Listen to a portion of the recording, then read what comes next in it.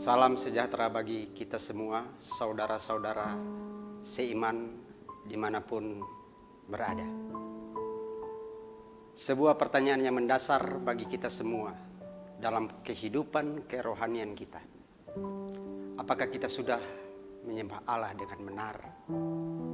Ataukah ketika kita menyembah Allah, apakah itu berkenan kepada Dia? Salah satu tujuan Allah menciptakan kita adalah untuk memiliki hubungan yang akrab dan yang kudus dan yang benar dengan Dia. Namun, seringkali kita kurang memahami bagaimana cara menyembah Allah dengan benar. Melalui kisah perjumpaan Yesus dengan perempuan Samaria dalam perikop kita saat ini, Yohanes 4 ayat 23 berkata, "Tetapi saatnya akan datang dan sudah tiba sekarang, bahwa penyembah-penyembah benar akan menyembah Bapa dalam roh dan kebenaran, sebab Bapa menghendaki penyembah-penyembah demikian."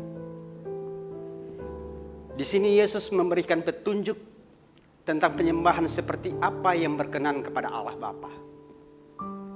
Yesus Kristus yang tahu dengan jelas kehendak Bapa di sorga mengatakan bahwa Bapa menghendaki penyembah-penyembahnya dalam roh dan kebenaran.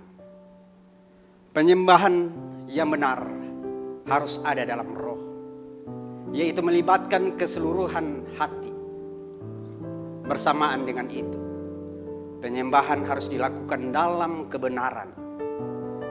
Keduanya ini diperlukan untuk melakukan penyembahan yang memuaskan dan memuliakan Allah.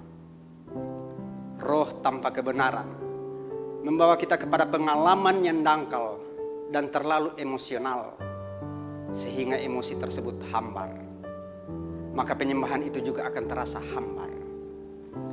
Sebaliknya juga, kebenaran tanpa roh akan berakibat pada suatu perjumpaan yang tidak bergairah. Tetapi perpaduan antara roh dan kebenaran menghasilkan penghayatan yang sukacita, seiring dengan bertambahnya pengetahuan kita akan Allah.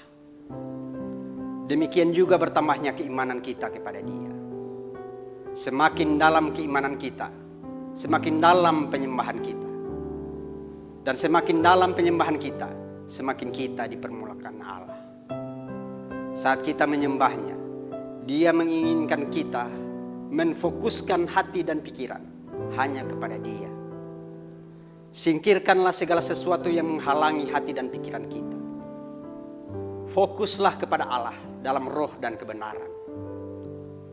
Percakapan dengan orang lain yang menyakitkan hati harus kita lupakan. Begitu pula dengan kekhawatiran akan hari esok. Tetapi juga prasangka kurang baik kepada orang lain harus kita buang. Perbaharuilah hati dan pikiran kita dengan roh dan kebenaran firman-Nya.